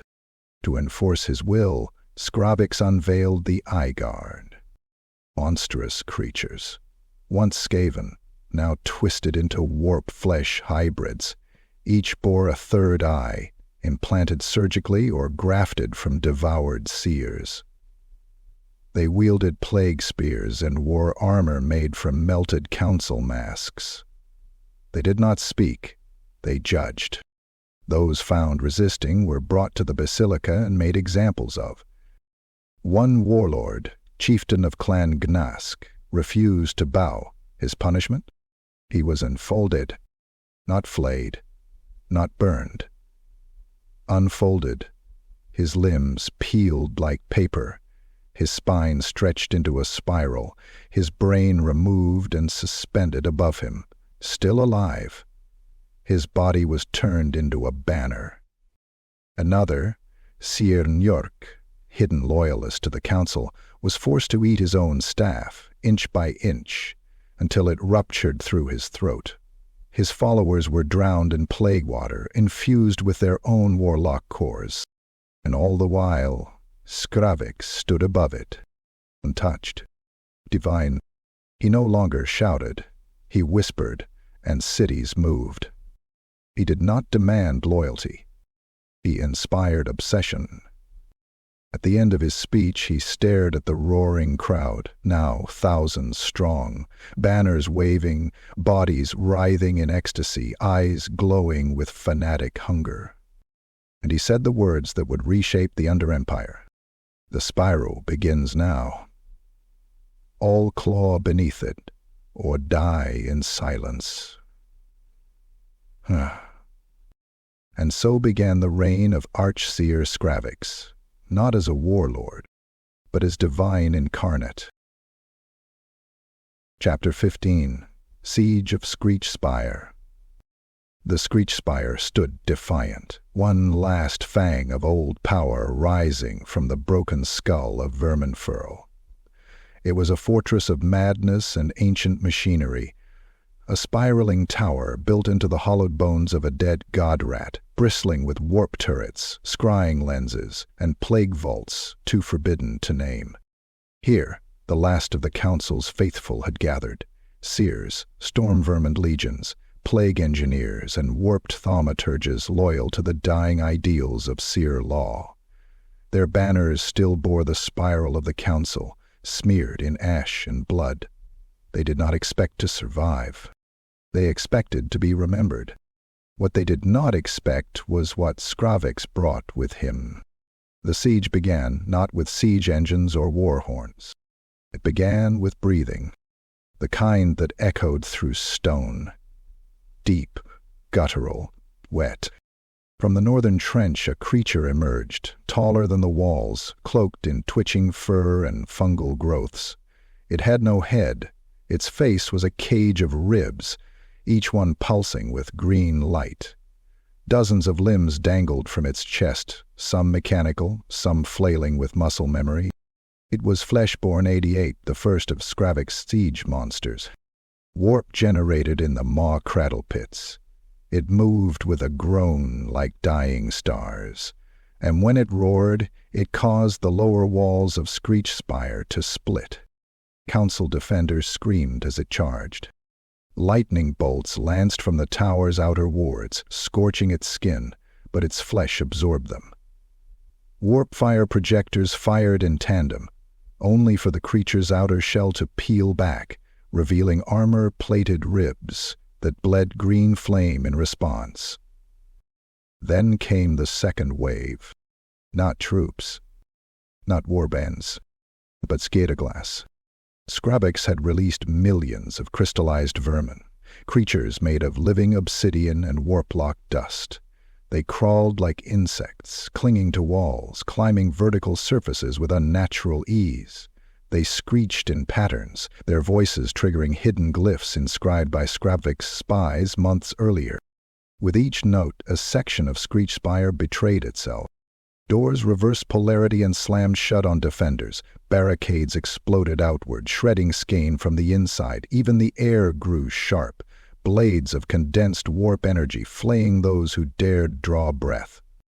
Inside, Seer garrison chief Yerlith rallied his troops. Storm vermin with shock halberds, gunners in rusted power armor, and warlock snipers with eye implants feeding from the tower's psychic loom. Hold them, for the council, for truth. They made their stand on the spiral ramp, the innermost sanctum of the Screech Spire, a winding ledge of rune iron, wide enough only for 20 Skaven abreast.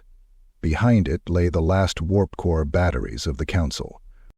If Skravvix reached them, he could flood the entire city with raw, unfiltered madness. And then they heard him. Skravvix's voice boomed from every crevice, every rune, every dying scream.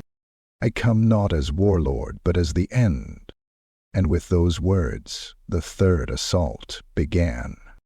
Vermin hulks, stitched from the corpses of failed experiments and animated by bound warp dins, smashed through the gates from below. One crushed 5 storm vermin underfoot before erupting in a burst of bone and maggots, spewing cursed warp pollen that ignited skin and drove survivors into frothing hysteria. Others turned their weapons on comrades, giggling as they cleaved skulls like fruit. One officer's head imploded from laughter alone. Meanwhile, Skravvix strode through the battlefield untouched. His staff cleaved the air, each strike launching sigils that exploded mid-fight into wheels of raw energy. Defenders who dared approach him were either turned inside out or fused with their armor, screaming lumps of metal and meat that writhed in agony until they ceased moving altogether. He reached the spiral ramp. Yerlith waited there, eyes blazing, channeling a force long forbidden. Warp fire burst from his claws, his veins glowed, and his teeth shattered from the strain. He hurled a bolt of warp dust so strong it cracked the platform. Skravvix caught it with his eye. The blast was absorbed, stored, and spat back as a column of white-hot ruin that disintegrated Yerlith mid-scream. His body didn't fall, it vanished, erased from existence, soul and all. Panic broke what resistance remained. The defenders turned, fled. Skravvix ascended the final steps, where the warp core batteries pulsed, unchecked. He placed a claw upon the control glyph and whispered. Not a word, not a spell. And the batteries listened. They did not explode. They did not overload. They opened. A portal formed, an inverted spiral of black flame and weeping stone. From within it, visions poured. Skaven across Verminfurrow collapsed in fits, seeing glimpses of futures drenched in blood, eyes, spiral-shaped moons, and the horned rat devouring itself. Those who survived crawled to shrines and cut their tongues out in reverence. And as the Screech Spire cracked from base to summit, split down the middle by the power of pure, channeled divinity, Skravvix stood at its peak. Cloaked in smoke, crowned in ruin, his voice whispered through the chaos. The old rule is dust, the spiral reigns, and the last council bastion fell. Chapter 16. Duel in the Gloom Vault. The challenge was carved in warp steel and delivered by a plague-doomed courier who died, foaming at the mouth, moments after handing it over. No preamble, no signature. Just a phrase etched in claw-twisted runes. Gloom Vault, 1-on-1, no masks. It could only have come from one rat. Seer Prickitch, the last unbroken claw of the old council, the most ancient, most cunning, and most feared. He had survived purges, betrayals, 13 council cleansings and 100 assassinations. A creature of decay and secrets, he had watched empires rot and cities crumble. His mask, now shattered, revealed a face that barely clung to life, laced with tubes and rune wires that pulsed with the energy of stolen prophecy. Skravvix did not hesitate. He came alone. The gloom vault lay beneath the original burrows of Verminfurrow, lost to memory and madness. It was a place sealed after the gnawing wars, when a warpquake had ruptured the bones of the world and opened a gate to something that should not exist. The vault pulsed like a wound, its walls dripping with condensed time, its arches carved from fossilized horrors. Warp light flickered dimly across bones embedded in the stone, their mouths stretched wide in eternal screams. Skravvix arrived first. He wore no armor, only his tattered robes, his spiral staff, and a crown of binding claws forged from the spines of dead seers. His eye flared with anticipation. His smile was not joyous. It was hungry. Rithkich emerged from the dark with no sound. His limbs jerked like puppets connected to a mass of cables and glyphs dragging behind him. The air around him cracked and twisted. His left side was more warp than flesh, his exposed ribs lined with screaming glyphs etched onto bone. His claws had been replaced with blades formed of frozen time, a gift from a scrying ritual that had devoured his apprentices. No words, just silence. And then, the duel began. Skravvix struck first, hurling a spear of pure spiral energy. It twisted through dimensions, singing with screams, seeking bone and soul. Rithkich blinked, and the bolt aged, decayed into dust. Mid-flight, he countered with a gesture. Time folded backward, and the floor beneath Skravvix's feet reverted into a molten pool from an eruption long past. Skravvix twisted in mid-air, summoning a vortex of warp glass that formed a bridge of solid light. They clashed, claw against staff, will against will. The vault screamed as their magic tore through its reality. Walls rippled, the ceiling turned to eyes. The bones embedded in the stone wept blood and began to whisper names of long-dead Skaven warlords.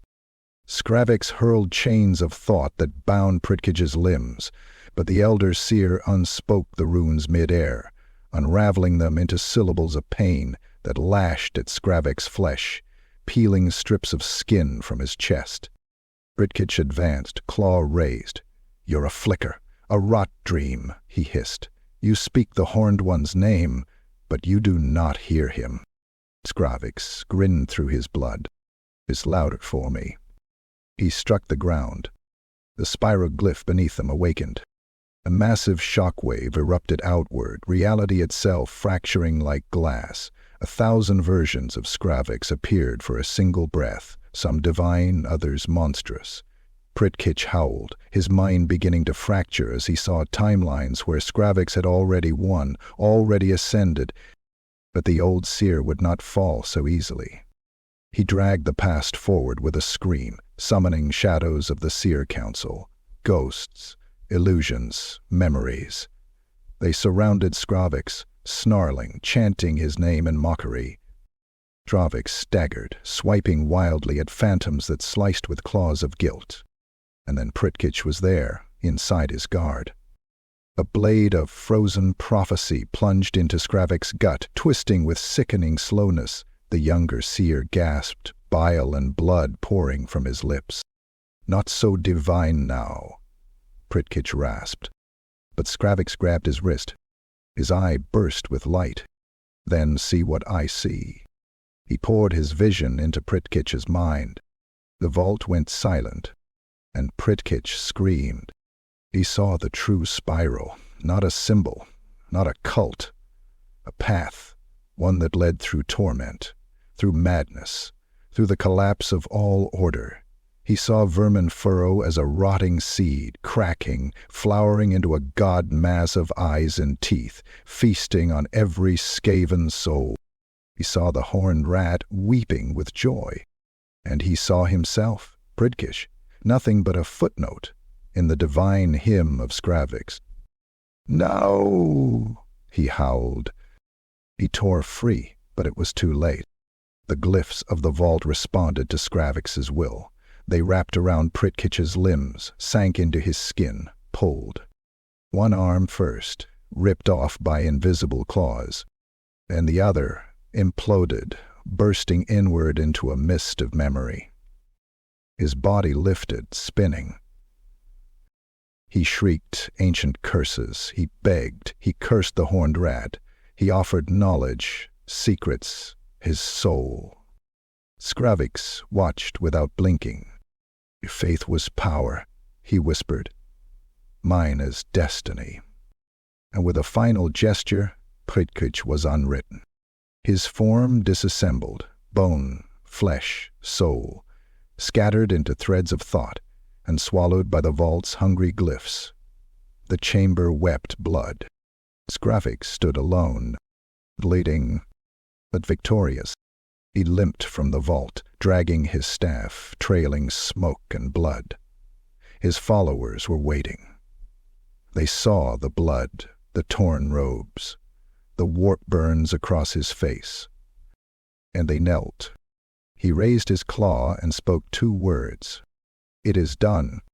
Finally, Verminfurrow shivered as the last of the old council died. Chapter 17. Echoes of Ascension.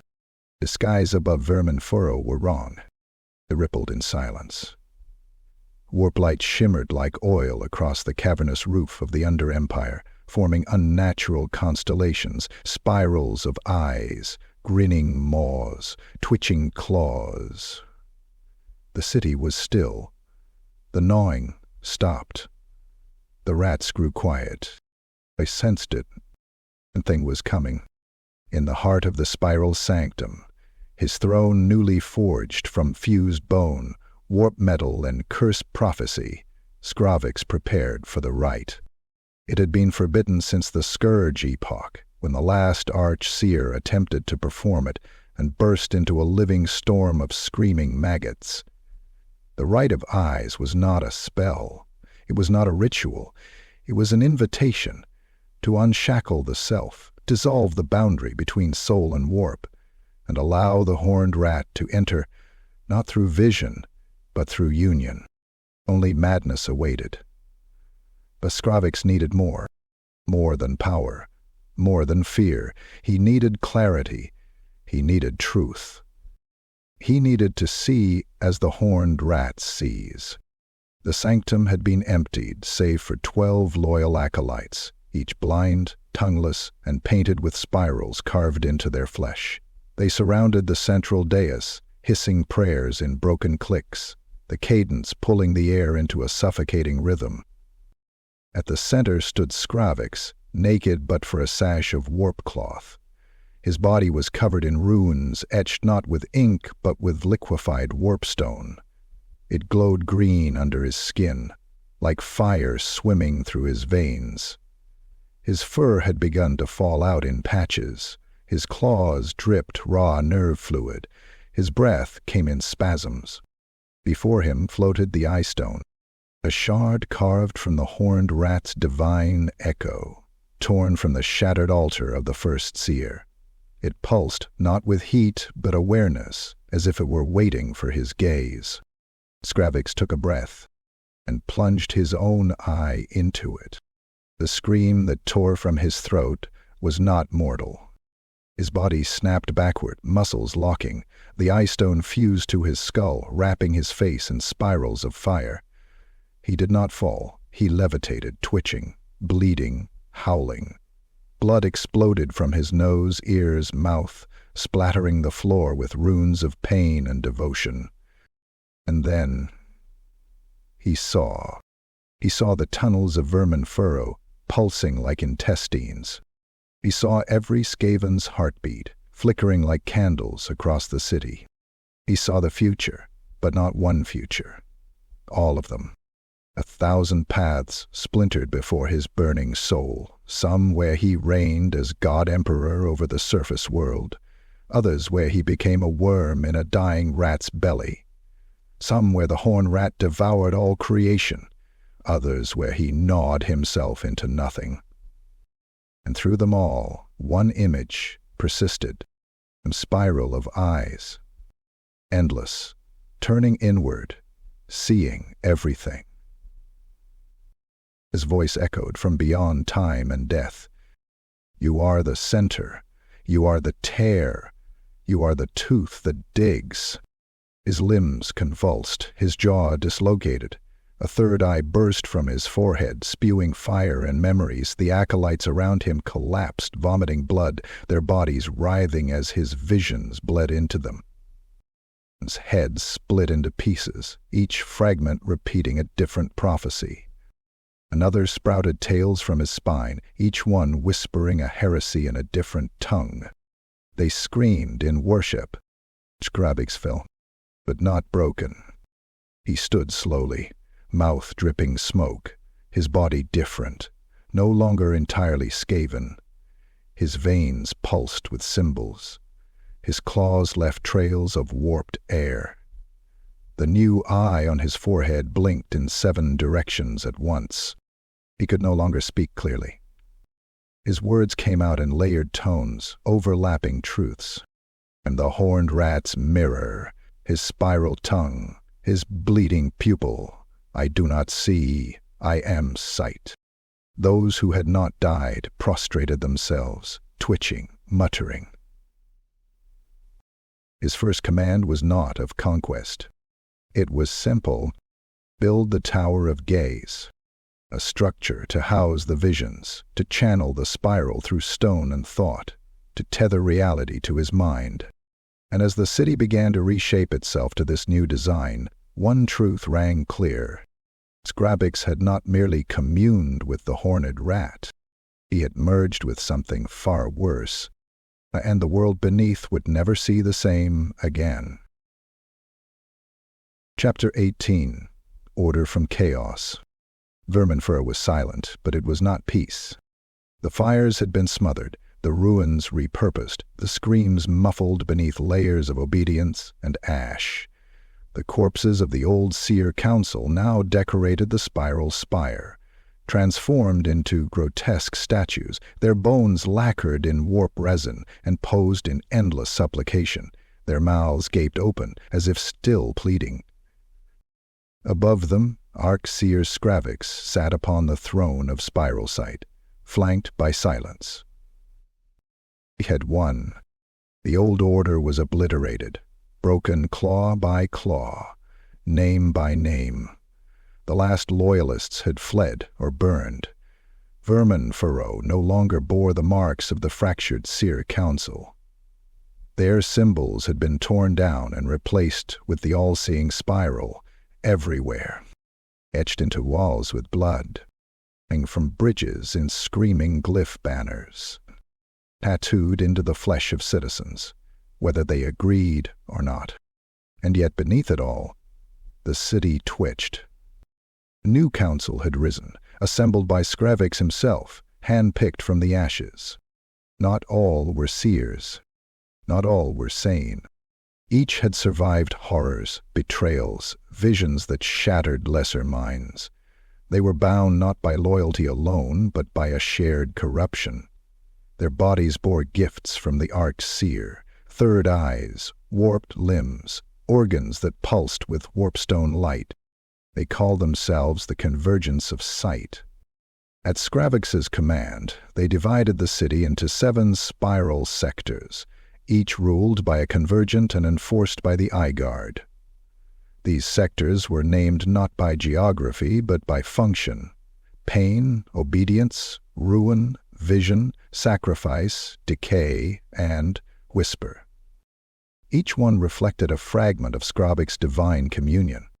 In Sector Sacrifice, every dawn began with a public flaying. In Sector Whisper, no rat was permitted to speak aloud. Communication was done through scent and mutilated tail sign. Sector Pain was a mobile battlefield, repurposed as a training zone for mutant war beasts. Any civilian entering it was considered training material. The new council obeyed, not from reverence, but from necessity. They had seen what Skravvix could do. The virgin convergent Seer Kindrellich whispered treason during a closed council. Skravvix did not interrupt. He let him finish, nodding slowly. Then he snapped his claws. Drellich's own robes ignited in ghost flame. He screamed as his flesh peeled in sheets, revealing a second skeleton beneath, a punishment implanted weeks earlier during a blessing ceremony. That second skeleton laughed as the first died, then dissolved into a swarm of twitching bone moths that devoured the nearest council member in seconds. No one protested again. Still, fear was not devotion. The city moved under a shroud of dread. Every wall had ears. Every corridor held an eye guard. Every whisper could be your last. Food rations were branded with Skravvix's seal. Eat without bowing first and you lost your tongue. The tunnels hummed with enforced silence, citizens hurrying from task to task with twitching tails and bleeding backs. But rebellion never dies. It only mutates. In the refuse warrens beneath Sector Decay, a cluster of malnourished Skaven passed around a relic, a scrap of old Seer text hidden for generations. It spoke of balance, of order, of a council not ruled by one voice. They whispered names, Pritkich, Verilk, with reverence. They were not many, but they plotted. They sabotaged war plans, spread disinformation, poisoned food stores meant for the eye guard. One even bit out his own eye in defiance, carving a false spiral into his chest and proclaiming, "This is not sight. This is blindness." He was caught. Skravvix had him brought to the Tower of Gaze. The punishment was broadcast across the city. He was lowered into a scrying pit, a swirling lake of liquid thought and distilled memory. It peeled open his mind layer by layer, exposing his every lie, every secret, every betrayal. Then Skravvix poured that essence into his third eye and ate it. His scream echoed for 6 hours. But rebellion, true rebellion, feeds on martyrdom.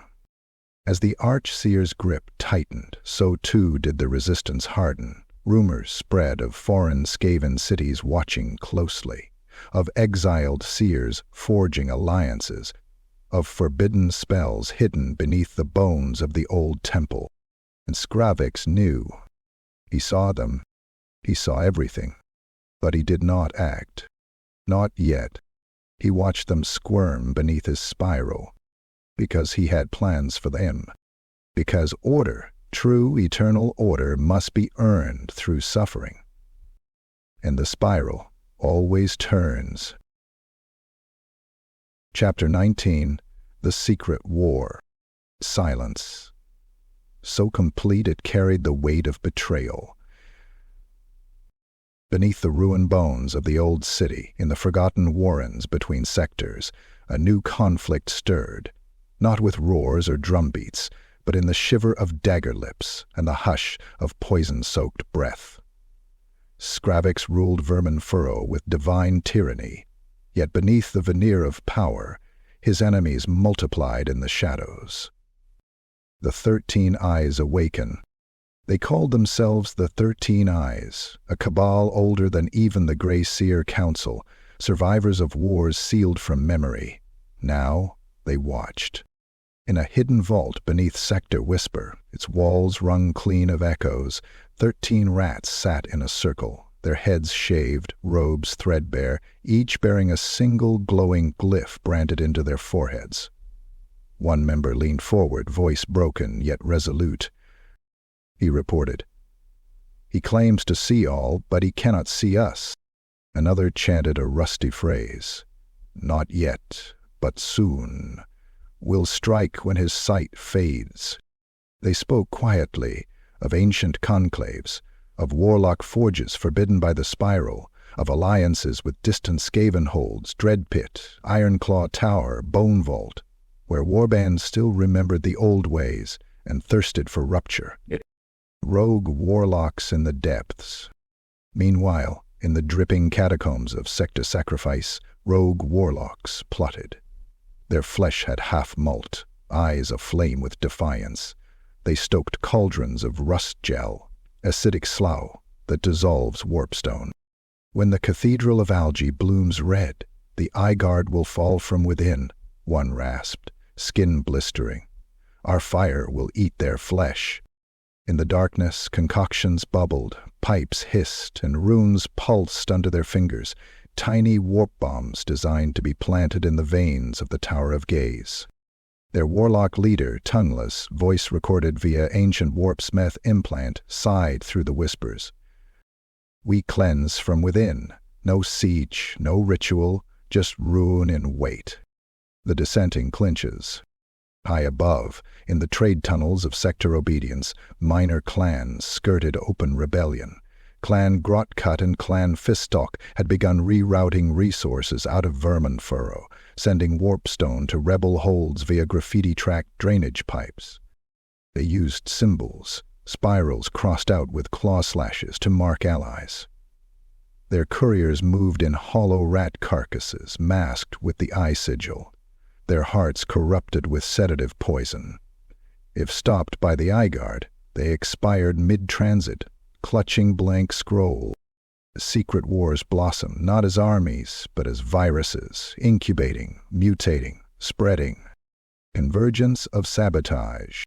Then came the night of silent flames.